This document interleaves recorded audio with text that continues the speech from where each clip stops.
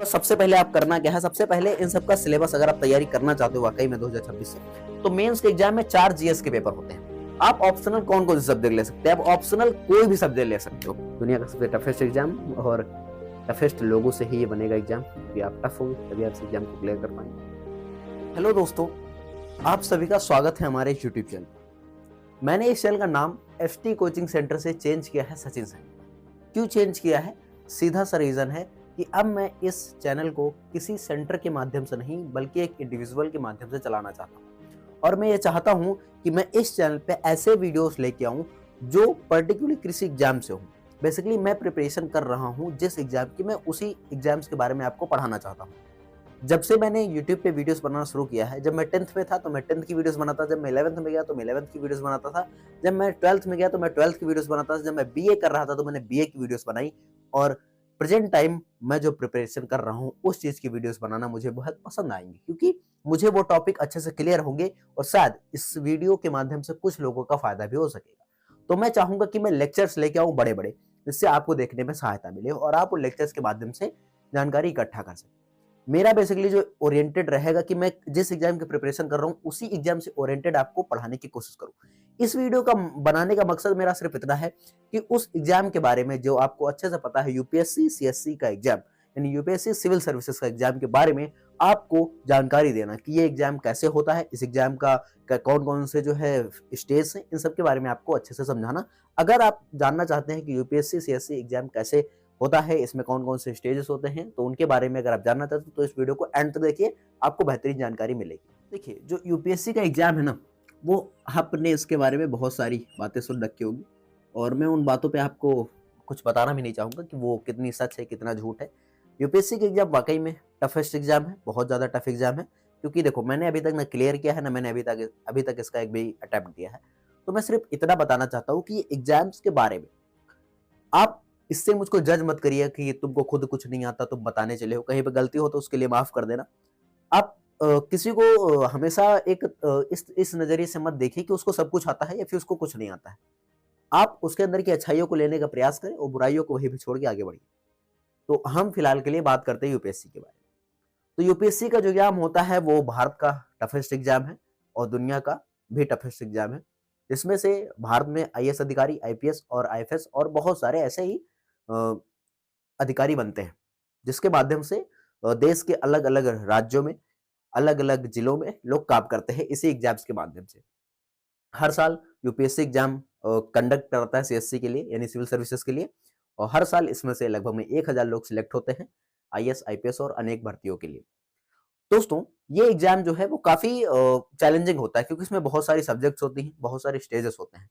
उन स्टेज को पार करना काफी चैलेंजिंग होता है और उन एग्जाम को जो पार कर ले जाता है वही बनता है देश का सबसे बड़ा अधिकारी, जिसको हम आईएएस अधिकारी बोलते हैं, आईपीएस बोलते हैं या फिर आईएफएस। ठीक है, तो ये सब अधिकारी उसमें बनते हैं। तो फिलहाल के लिए यूपीएससी एग्जाम के 3 चरण होते हैं। 3 चरण होते हैं जिनको हम बारी बारी से समझेंगे तीनों के बारे में कि तीनों चरण कौन कौन से होते हैं। ठीक है, पहला जो चरण होता है जिसको हम प्री बोलते हैं, जिसको प्रीलिम्स बोलते हैं, शॉर्ट में हम प्री बोल देंगे। ठीक, दूसरा एग्जाम को मेंस बोलते हैं, मेन। और लास्ट एग्जाम जो होता है जिसको हम इंटरव्यू बोल देते हैं, बेसिकली पर्सनालिटी टेस्ट होता है, इंटरव्यू। तो 3 स्टेजेस में ये आपका एग्जाम कराया जाता है। पहले होता है प्रीलिम्स। ठीक है, प्रीलिम्स एग्जाम में क्या होता है समझने की कोशिश करते हैं line by line. Prelims exam में आपका जो है ये एमसीक्यू बेस्ड क्वेश्चन होते हैं इसमें, यानी कि मल्टीपल चॉइस क्वेश्चन होते हैं। एक क्वेश्चन होगा, उसके ऑप्शंस होंगे, उसमें आपको टिक लगाना होगा। तो ये एमसीक्यू बेस्ड क्वेश्चन होता है। मेंस जो होता है वो रिटन बेस्ड क्वेश्चन होता है, यानी इसमें आपको आंसर लिखने होते हैं, लंबे लंबे आंसर लिखने होते हैं। ठीक, 10 क्वेश्चन पूछे जाते हैं 150 शब्द के और 10 क्वेश्चन पूछे जाते हैं 250 शब्द के। तो उस हिसाब से आपको इसमें रिटन बेस होता है। इंटरव्यू आपको पता है, साक्षात्कार मतलब परीक्षा। इसमें आपका जो है मेंबर्स होंगे, कुछ आपसे क्वेश्चन पूछेंगे, आपको उन क्वेश्चन का उत्तर देना होगा। तो ये बेसिकली इंटरव्यू होता है। इंटरव्यू के बारे में सबसे लास्ट में बात करेंगे। पहले हम बात करते हैं प्रीलिम्स के बारे में कि प्रीलिम्स एग्जाम कैसे होता है, इसके कौन कौन से फेजेस हैं, इसमें कौन कौन से सब्जेक्ट्स होती हैं, इनमें कितने क्वेश्चंस आते हैं, नेगेटिव मार्किंग क्या होती है, सब के बारे में डिटेल में समझ लेते हैं। पहले समझते हैं प्रीलिम्स के बारे में कि प्रीलिम्स एग्जाम जो है वो कैसे कंडक्ट कराया जाता है और इसमें कौन कौन सी सब्जेक्ट होती है। तो प्रीलिम्स में बेसिकली जो है 2 पेपर होते हैं जिनको हम बोल देते हैं जीएस 1 और इसको बोलते थे GS2। GS1 में जो सब्जेक्ट होती हैं, या फिर कह सकते हो ये 200 मार्क का नंबर होता है, 200 नंबर का। 200 नंबर जो पूछे जाते हैं, 200 नंबर यानी एक इसमें टोटल 100 क्वेश्चन होते हैं, एक क्वेश्चन 2 नंबर का होता है। इसमें कितने क्वेश्चन होंगे? 100 क्वेश्चन। सब्जेक्ट कौन कौन सी होंगी उसके बारे में बात कर लेते हो। सब्जेक्ट इसमें आपकी होगी हिस्ट्री। हिस्ट्री में आपका जो भी सब्जेक्ट होता है, जैसे कि हिस्ट्री में देखिए कभी ट्रेंड होता है कि हिस्ट्री में जैसे एंशिएंट हिस्ट्री पूछ लिया, मिडाइवल हिस्ट्री हो गया, और वर्ल्ड हिस्ट्री हो गया, आर्ट एंड कल्चर हो गया, और मॉडर्न हिस्ट्री हो गया, यानी कि प्राचीन इतिहास, मध्यकालीन भारतीय इतिहास, और उसके बाद आपका आधुनिक भारतीय इतिहास, और जो है विश्व इतिहास, और उसके साथ साथ कला और संस्कृति। तो ये भी आपका इसमें पूछ लिया जाता है। तो ये आपको हिस्ट्री में चारों पोर्शन आपके इसमें कवर हो जाते हैं। हर एक का एग्जाम जो है, हर एक का जो सब्जेक्ट है वो मार्किंग अलग अलग होता है। उसके बाद इसमें आपका पॉलिटी आता है, यानी कि राज्य व्यवस्था, और इकोनॉमी आता है, इकोनॉमिक्स। इकोनॉमिक्स यानी इंडियन इकोनॉमी आपसे इसमें पूछी जाती है। इकोनॉमी यहाँ पे लिख लीजिए, इकोनॉमी, ठीक है। उसके साथ साथ ज्योग्राफी, और जो है हिस्ट्री, पॉलिटी, इकोनॉमी, ज्योग्राफी, और इकोलॉजी एंड इन्वायरमेंट, जिसको इन्वायरमेंट एंड इकोलॉजी बोल देते हैं, इन्वायरमेंट एंड इकोलॉजी, जिसको हम पर्यावरण पारिस्थितिकी बोलते हैं, और science and technology, science and technology, जिसको साइंस एंड टेक बोलोगे, ठीक है। और इसमें आपका करंट अफेयर, ठीक, ये सब्जेक्ट आपके इसमें पूछी जाती है, ठीक है। अब देखिए एक जो मैं कहना चाहूंगा आप लोगों को कि सब्जेक्ट यहाँ पे काफी ज्यादा है, क्वेश्चन सबका अलग अलग होता है। कोई क्वेश्चन बहुत ज्यादा पूछा जाता है, किसी में के क्वेश्चन ना के बराबर आते हैं, किसी के 2 ही 4 क्वेश्चन आते हैं, और किसी के भरे हुए क्वेश्चन होते हैं। करंट अफेयर के क्वेश्चन काफी ज्यादा होते हैं, ठीक है। तो ये काफी इंपॉर्टेंट सब्जेक्ट है इसमें से। तो ये सीसेट सॉरी ये GS1 पेपर है। GS1 पेपर में आपसे 200 मार्क का नंबर होगा, और इसमें से आपके टोटल क्वेश्चन, मतलब टोटल क्वेश्चन 100 होंगे, और 1/4 की निगेटिव मार्किंग होगी, और ये सब्जेक्ट्स होंगी जो आपसे इसमें पूछी जाती हैं। और इसमें एक और सब्जेक्ट होगी जो कि होगी सोसाइटी, यहाँ पे लिख लीजिए सोसाइटी। सोसाइटी यानी कि समाज, है ना। समाज कैसा है, भारतीय समाज कैसा है, इंडियन सोसाइटी, उसके बारे में भी आपसे क्वेश्चन पूछे जाते हैं। करंट अफेयर का इसमें बहुत ज्यादा रोल होता है, क्योंकि इसमें करंट से ही क्वेश्चन ज्यादातर बन रहे होते हैं, जो है हमारा ये वाला होता है, ठीक है। पेपर 1 में निगेटिव मार्किंग 1/3 की होती है, यानी 3 क्वेश्चन अगर आपने सही गलत कर दिए तो एक राइट वाले क्वेश्चन का नंबर कट जाएगा, 0.33 का निगेटिव मार्किंग इसमें होता है। अब देखिए यहाँ पे दोस्तों, ये हो गया आपका GS1। उसके बाद इधर आता है GS2। GS2 को हम सीसेट भी बोल देते हैं, है ना, सिविल सर्विसेज एप्टीट्यूड टेस्ट, है ना। तो सीसेट भी इसको बोलते हैं, सीसेट, सीसेट, ठीक, सीसेट भी इसको बोल देते हैं, सिविल सर्विसेज एप्टीट्यूड टेस्ट। ये इस टेस्ट में आपको क्या होता है, इसमें आपका मैथ होता है, ठीक। पहले ये भी जान लीजिए कि ये जो होता है वो टोटल जो है 200 मार्क का होता है, ठीक। और इसमें जो है 80 क्वेश्चन होते हैं, ठीक। नेगेटिव मार्किंग इसमें सेम यही रहेगा, जो निगेटिव मार्किंग यहाँ है वही निगेटिव मार्किंग इसमें भी रहती है, प्रीलिम्स में भी, मतलब सीसेट 1 में और सीसेट 2 में। ये दोनों पेपर एक ही दिन होते हैं, 3 घंटे। इसमें दोनों का टाइम जो होता है वो 2-2 घंटे का टाइम होता है। सुबह की मीटिंग में ये करा लिया जाता है, शाम की मीटिंग में ये वाला करा लिया, 2-2 घंटे का पेपर होता है। टाइमिंग में यहाँ पे लिख देता हूँ 2 आवर, ठीक, 2 आवर का ये पेपर होता है टोटल। उसके बाद अगर बात करें तो सीसेट में क्या पूछा जाता है, यानी GS2 में, तो इसमें आपकी जो सब्जेक्ट होती है वो होती है मैथमेटिक्स, है ना। मैथमेटिक्स जो होती है वो इसमें 10th लेवल की ही पूछी जाती है ना। क्लास 10th की जो मैथ होती है उतने ही लेवल तक होता है, 12th 11th 12th की नहीं पूछी जाती है, ठीक है। रीजनिंग सब्जेक्ट जो आपकी है वो आपकी पूछी जाती है ना। रीजनिंग, तर्क शक्ति, है ना, तो वो आपकी पूछी जाती है। उसके साथ साथ डिसीजन मेकिंग स्किल, है ना, तो ये लिख सकते हो डिसीजन मेकिंग स्किल,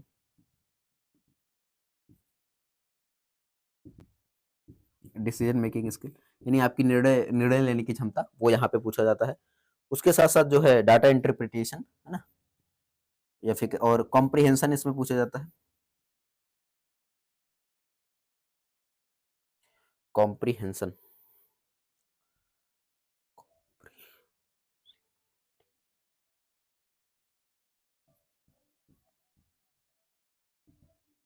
कॉम्प्रिहेंशन इसमें पूछा जाता है, और साथ में इसमें इंटरपर्सनल स्किल पूछी जाती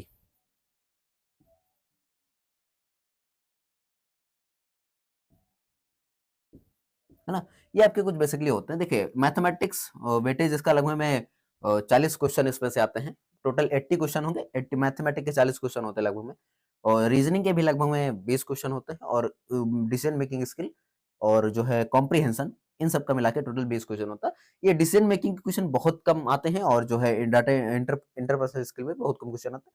कॉम्प्रिहेंशन, रीजनिंग, मैथमेटिक्स, ये 3 मेन इसमें सब्जेक्ट होती है। अब एक और बात इसमें जो अंतर खासा आपको जानना चाहिए वो ये है कि जो GS1 है ना और GS2 जो है ना, GS2 ओनली क्वालिफिकेशन है ना, क्वालिफाई करने के लिए, ओनली क्वालिफाई, है ना, ये सिर्फ क्वालिफाई करने के लिए है। लेकिन ये जो एग्जाम है यानी GS1 ये आपके मेन मार्किंग में जुड़ता है, यानी इसमें जो आप नंबर लाओगे, इसमें जो मार्क आप स्कोर करोगे वो आपके जो पूरा ओवरऑल आपके नंबर जुड़ेंगे, जितने आप नंबर लेके आओगे उसमें जुड़ता है। ये जो सीसेट होता है ये सिर्फ क्वालिफाइंग होता है, यानी इसके लिए आप क्या करोगे, तैयारी करोगे, इसमें सिर्फ पास होना होता है। कितना होता है? 33%। कितना पासिंग होता है? 33%। अगर आप इसमें ले आते हो तो आप GS2 को आप क्लियर कर जाओगे। GS1 में आपको जो कट ऑफ होगा आपके आपके उसके हिसाब से वो आपको जो है यहाँ पे उतना लाना होगा नंबर, तब जाके आप GS1 क्लियर करोगे। अगर सीसेट में आपने 33% से ऊपर नंबर ला दिए तो आप जो है पास हो जाओगे इसमें। समझ में आई कि नहीं बात? यानी 33 मतलब लगभग 66-67 नंबर ले आओगे तो आप पास हो जाओगे। तो ये बेसिकली सीसेट के बारे में हो, ये आपका GS1 के बारे में है। अगर इसके बारे में आपको कोई डाउट रह जाता तो आप कमेंट बॉक्स में मुझे बिल्कुल बताएं, मैं आपके इस डाउट का निदान जरूर करूंगा। मुझे जितनी जानकारी है मैं उतना आपको देने का प्रयास कर रहा हूँ और थोड़ा अच्छे तरीके देने की कोशिश करो, इसलिए टाइम भी लगेगा। तो ये आई होप समझ में आ गया होगा प्रीलिम्स में क्या क्या होता है। एक बार फिर से रिवीजन करता हूँ। प्रीलिम्स टोटल 2 घंटे का होता है, 2 घंटे का ये, 2 घंटे का ये। पहले ये 2 घंटे का दिया जाएगा, फिर बाद में ये 2 घंटे का दिया। GS1 में आपको जो मार्किंग होता है 200 नंबर का, 100 क्वेश्चन होते हैं। निगेटिव मार्किंग 1/3 का है, यानी कि अगर आप 3 क्वेश्चन गलत करते हो, क्वेश्चन सही करते हो तो सही वाले का भी मिल जाएगा, नंबर कट जाएगा। इसमें सब्जेक्ट होती है history, polity, economy, geography, environment, ecology and science and tech and current affair और सोसाइटी, ये सब्जेक्ट होती हैं आपकी। जीएस पेपर 2 में आ जाएंगे तो इसे सीसेट भी बोलते हैं, सिविल सर्विसेज एप्टीट्यूड टेस्ट। ये इसमें टोटल 200 मार्क का होता है, 80 क्वेश्चन होते हैं। ये सिर्फ क्वालिफाइंग नेचर का होता है, इसको सिर्फ क्वालिफाई करना होता है। मैथमेटिक्स जो कि होती है इसमें subject, reasoning, decision making skill, comprehension और इंटरपर्सनल स्किल, है ना, यानी गणित और तर्क शक्ति और जो है निर्णय लेने की क्षमता, और उसके साथ साथ कॉम्प्रिहेंशन और यहाँ पे आपका इंटरपर्सनल स्किल, ये सब्जेक्ट होती है। अब एक बात समझिए कि ये प्रीलिम्स एग्जाम होता क्यों है। पहले प्रीलिम्स एग्जाम नहीं होते थे। ऐसा क्यों होता था? क्योंकि तब बहुत कम ही लोग अटेम्प्ट करते थे यूपीएससी के लिए, अब बहुत ज्यादा लोग अटेम्प्ट करते हैं। सोचिए 5 लाख लोग अटेम्प्ट करते हैं, अगर डायरेक्ट मेन से टेस्ट कराने लगे तो ऐसे भी लोग, कई सारे लोग आ जाएंगे जिनके पास नॉलेज नहीं होगी, वो लोग उसमें लिखेंगे तो आंसर किसी भी तरीके लिखेंगे तो कॉपी चेक करने में बहुत दिक्कत आएगी। इसलिए यूपीएससी जो है प्रीलिम्स कराता है। प्रीलिम्स एक तरीके से छटनी एग्जाम होता है जिसमें से उन लोगों को छांट दिया जाता है जिनके पास नॉलेज नहीं है, और उन लोगों को अंदर कर लिया जाता है जिनके पास नॉलेज है और उन्होंने जिन्होंने इस टेस्ट को पास कर लिया है। उसके बाद वो मेंस का एग्जाम देते हैं जो लिखने का एग्जाम होता है। आगे पढ़ते हैं आपकी मेंस के एग्जाम में कौन कौन सी सब्जेक्ट होती है, कितने पेपर होते हैं, और उसके बारे में सारी जानकारी को ग्रहण करने की कोशिश करते हैं। दोस्तों मेंस एग्जाम जो होता है ना, वो यही मेन चुनौती होती है यूपीएससी के लिए। अब चुनौती तो हर एक एग्जाम है, क्योंकि जो प्रीलिम्स पार कर लेगा वो भी बहुत बड़ी बात होती है, लेकिन मेन जो होता है वो मेंस होता है ना, क्योंकि मेन एग्जाम है, मेंस एग्जाम। तो मेंस में बेसिकली होता क्या है, मेंस में आपको 4 टोटल पेपर देने होते हैं। कितने पेपर देने होंगे? 4 पेपर देने होंगे। ठीक, ध्यान से यहाँ पे समझिएगा इसके बारे में। टोटल 4 पेपर होते हैं। अब चैलेंजिंग क्या है वहां पे आप देखिएगा। तो सबसे पहले होगा GS1। GS1 को जर्नल स्टडीज है ना, तो यहाँ पे GS2,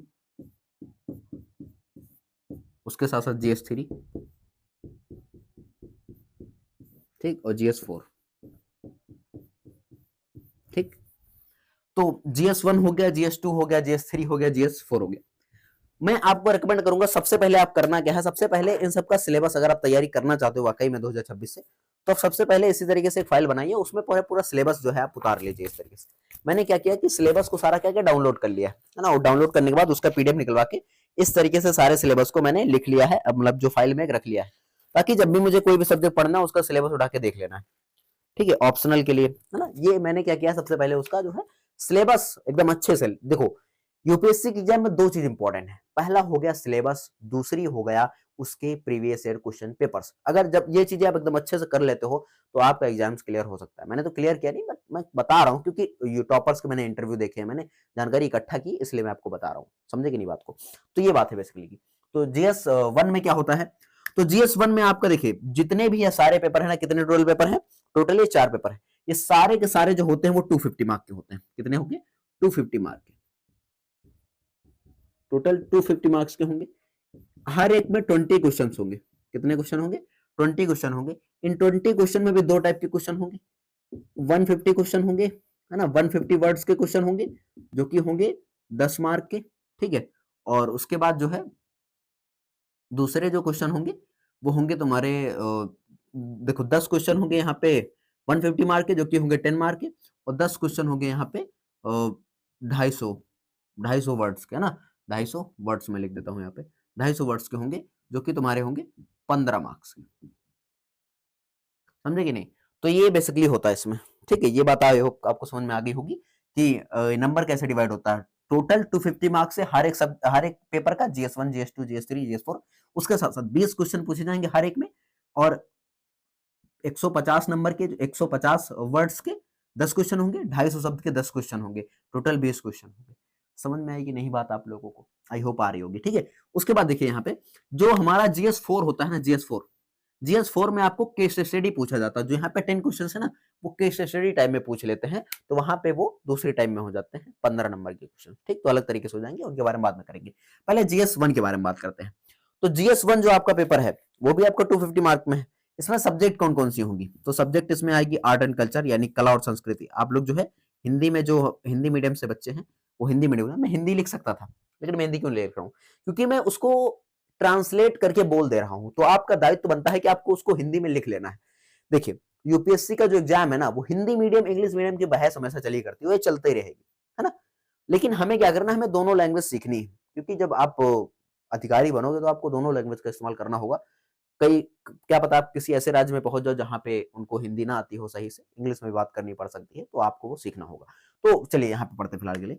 तो आर्ट एंड कल्चर अभी इतना ज्यादा नहीं सोचना है कि अभी अधिकारी बने जा रहे हो, अभी सिर्फ पढ़ाई ध्यान देना है। तो आर्ट एंड कल्चर हो गया, उसमें हिस्ट्री पूछी जाती है।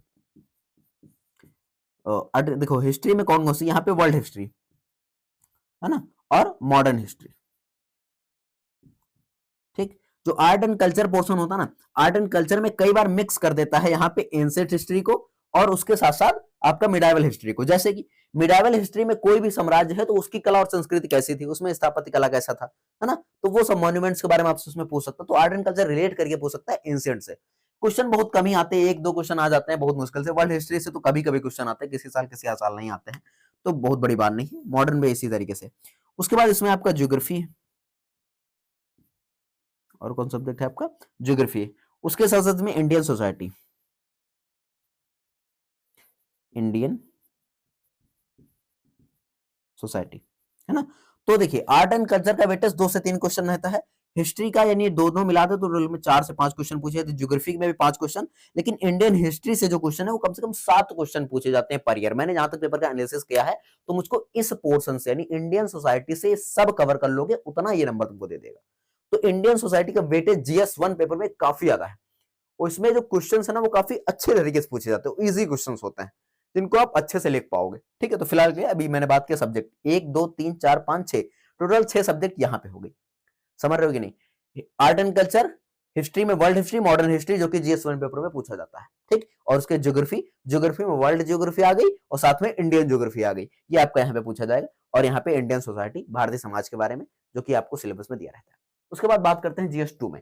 तो GS2 में आपकी कौन कौन सी सब्जेक्ट होती है, तो GS2 में आपकी पहले पूछी जाती है पॉलिटी, पॉलिटी हो गया, और उसके साथ गवर्नेंस, पॉलिटी यानी कि राज व्यवस्था, और गवर्नेंस में आपका जो है शासन, ये आपका पूछा जाता है शासन क्या होता है, शासन व्यवस्था जिसको बोलोगे। और उसके साथ साथ इसमें जो है आपका सोशल जस्टिस यानी सामाजिक न्याय आपसे पूछा जाता है, सोशल जस्टिस, ठीक। सोशल जस्टिस आपसे सब्जेक्ट इसमें होती है। उसके साथ साथ इंटरनेशनल रिलेशन जिसको IR बोलते हो, है ना, अंतरराष्ट्रीय संबंध, अंतरराष्ट्रीय संबंध यानी कि इंटरनेशनल रिलेशन, तो ये आपसे इसमें पूछा जाता है। तो ये टोटल आपका GS2 का जो है सिलेबस है, ये आपका जो है सब्जेक्ट है। ये सब्जेक्ट में कौन कौन से टॉपिक होते हैं आपको सिलेबस में अच्छे से लिखा होगा, वो आपको पढ़ने होते हैं। ये सब्जेक्ट है, यहाँ पे 6 सब्जेक्ट, यहाँ पे 4 सब्जेक्ट, टोटल हो गई 10 सब्जेक्ट। आई होप आपको यहाँ पे सब्जेक्ट गिनने होंगे ध्यान से अभी तक, ठीक है। GS पेपर 3, GS पेपर 3 में आपसे क्या पूछा जाता है, तो GS पेपर 3 में आपसे साइंस एंड टेक होता है, ठीक। साइंस एंड टेक यानी विज्ञान और प्रौद्योगिकी। उसके साथ साथ आपसे इसमें जो है इकोनॉमी, भारतीय अर्थव्यवस्था पूछी जाती है, इकोनॉमिक, इकोनॉमी, सॉरी नॉमी होगा, ठीक। इकोनॉमी, इंडियन जो है अर्थव्यवस्था, भारतीय अर्थव्यवस्था पूछी जाती है। उसके साथ साथ इसमें इन्वायरमेंट और इकोलॉजी आता है।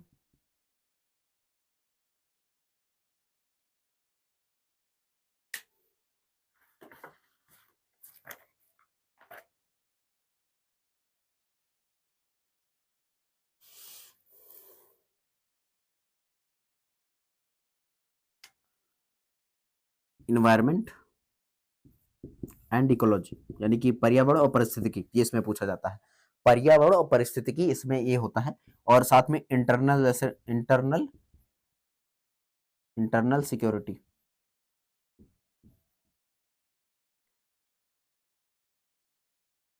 इंटरनल, यहाँ पे सही से लिख देता हूँ,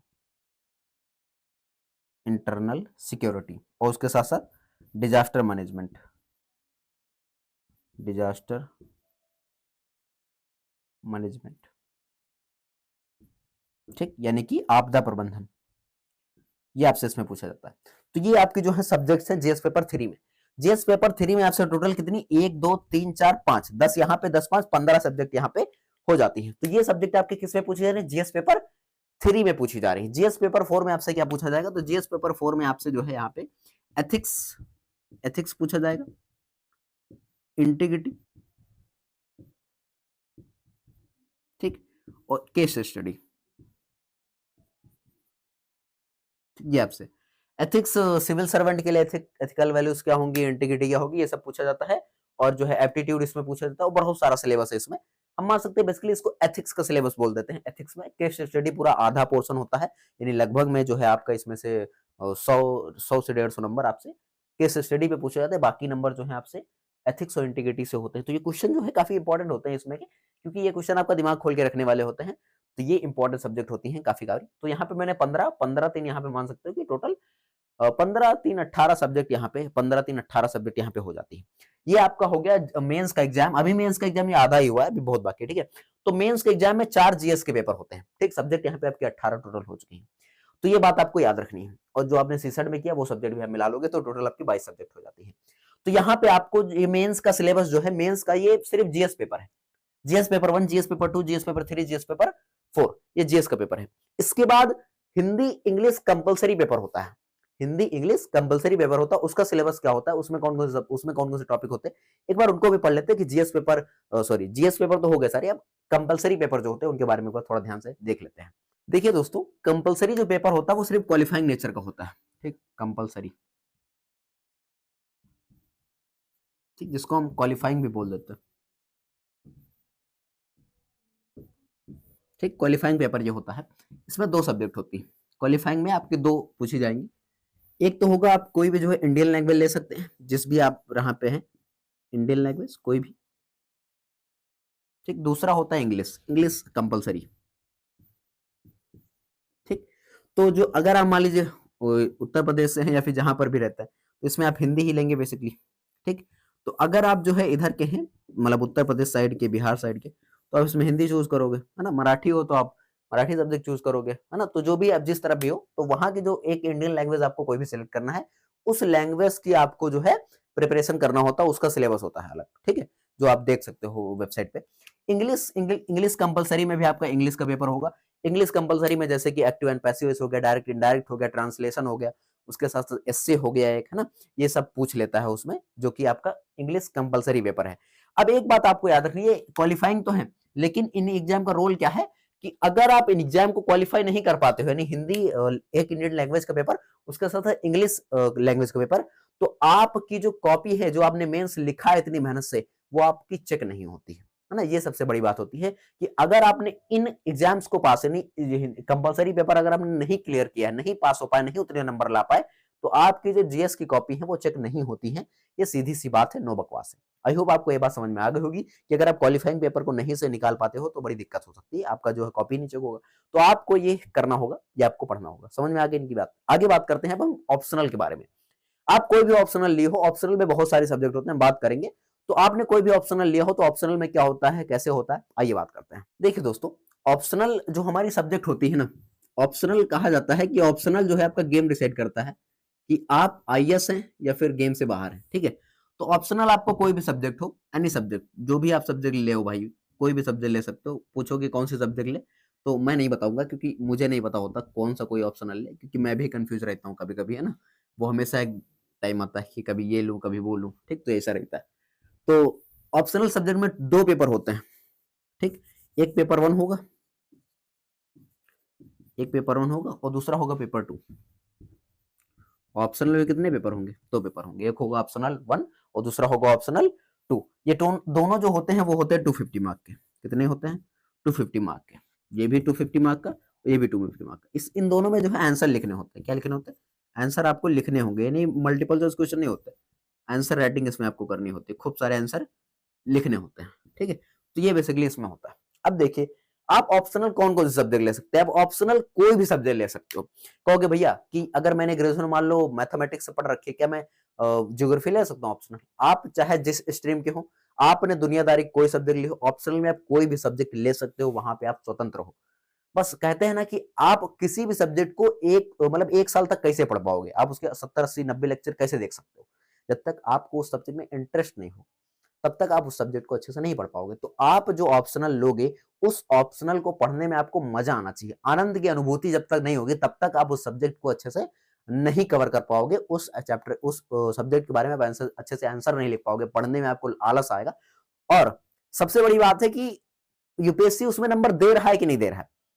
आपने मान लो ऐसे सब्जेक्ट ले जिसको यूपीएससी नंबर दे ही नहीं रहा भाई, कितने भी अच्छे आंसर लिख लो, नंबर ही नहीं मिलना है, तो अब क्या करोगे? फिर उससे क्वालिफाई नहीं कर पाओगे। हाँ, क्वालिफाई करते हैं, बहुत कम लोग करते हैं। क्यों? क्योंकि उसमें नंबर ही कहूँ बहुत कम मिलता है।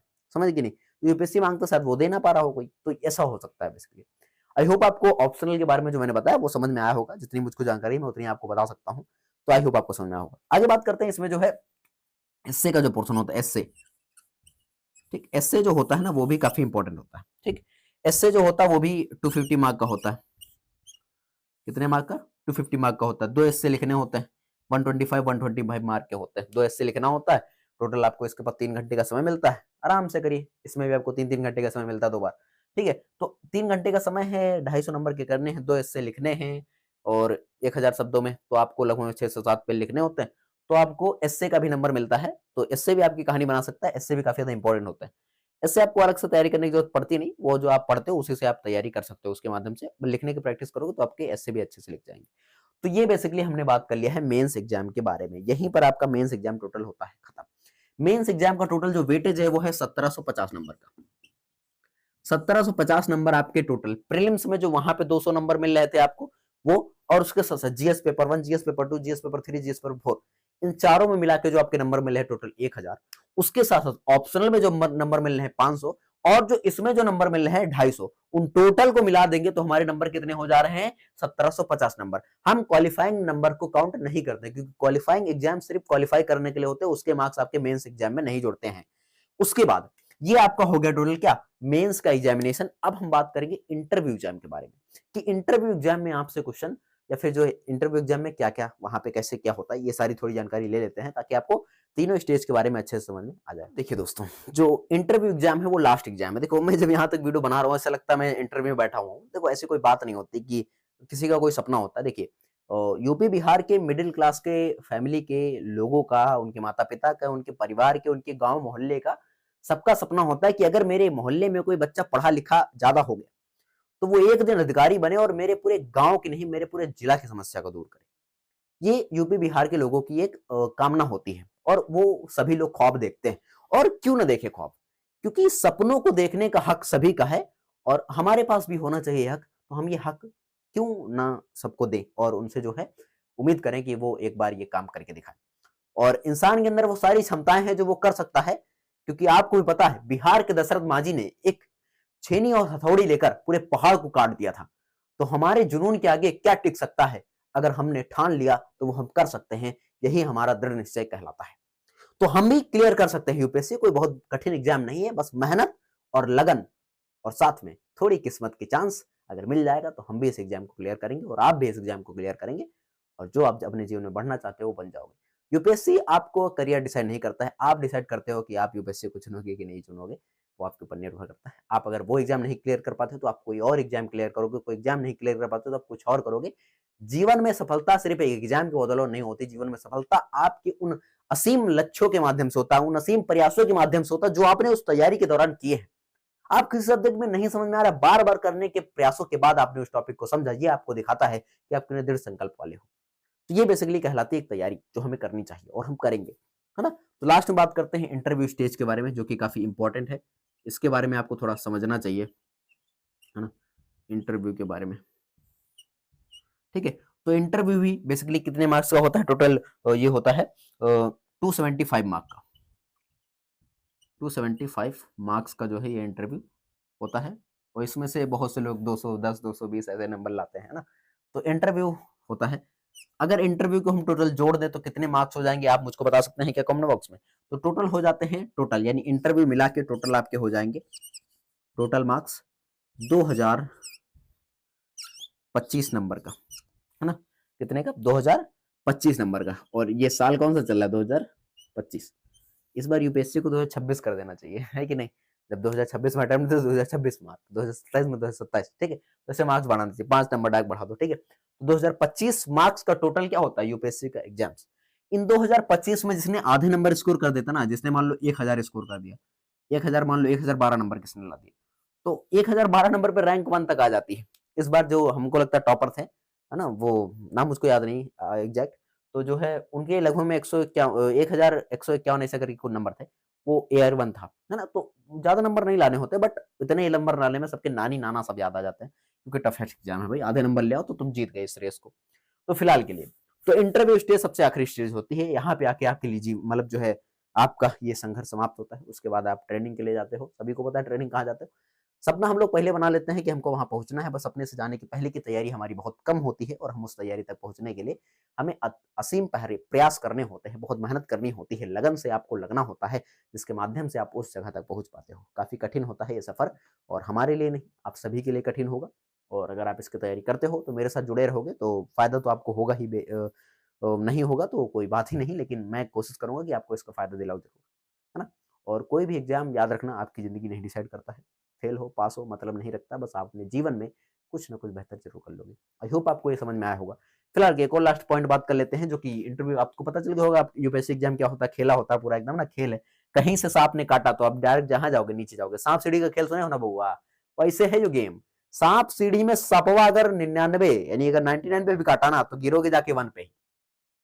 Back to zero and restart, गाना तो सुना ही होगा आपने, समय 12th फेल तो सबने देखी होगी कि अब डायरेक्ट यूपीएससी क्लियर होगा भाई। एक बार वो हाँ बोल दे, बोले कि नहीं वैसे, तो हाँ बोले चाहे ना बोले, लेकिन तुमको तैयारी करनी हो, तुमको इस एग्जाम को क्लियर भी करना होगा, क्योंकि तुम देश के लिए कुछ करना चाहते हो, और अपने गांव के लिए कुछ करना चाहते हो, अपने शहर के लिए, अपने माता पिता, अपने भाई बहन, अपने अपने लिए कुछ करना चाहते हो, और उसके लिए तो सब कोई करना चाहता है। फिलहाल के लिए यहाँ बात करते हैं। तो हाँ, मैंने जो बताया आपको वो समझ गए होंगे। लास्ट में कौन यूपीएससी का एग्जाम दे सकता है, तो जिसकी एज 21 ईयर है, उसके साथ साथ जो है ग्रेजुएट हो चुका है किसी भी डिग्री के माध्यम से। कोई भी बच्चा जो ग्रेजुएशन कर चुका है वो इस एग्जाम को दे सकता है, वो बिल्कुल इस एग्जाम के लिए काबिल है, ग्रेजुएट।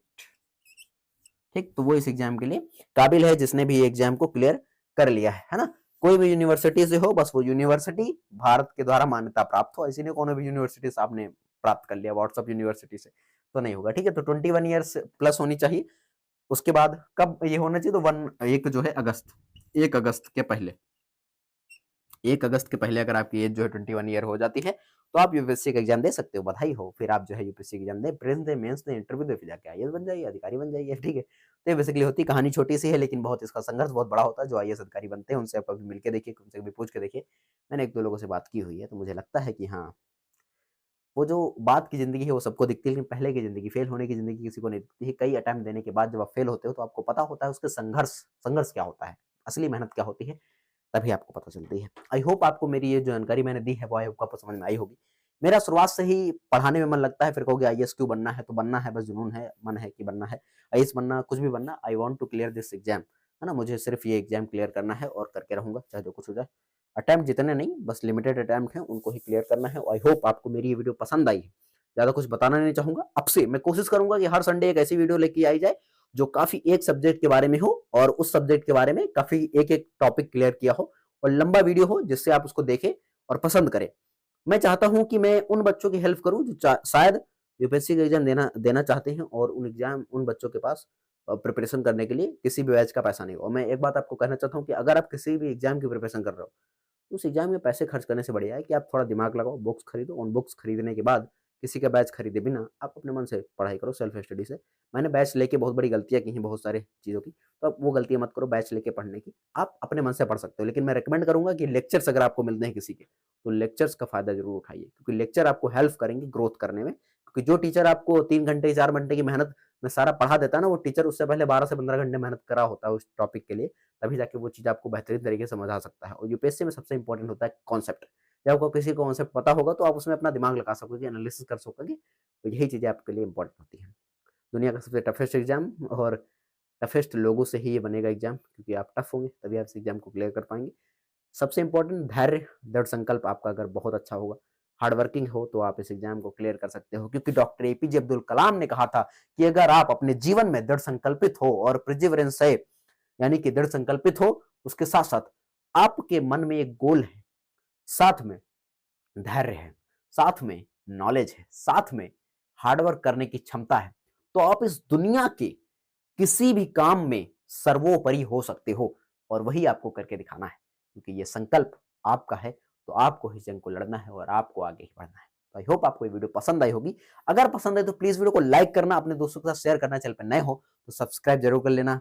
मिलते हैं आपको इसकी नेक्स्ट वीडियो के, तब तक के लिए जय हिंद, जय भारत।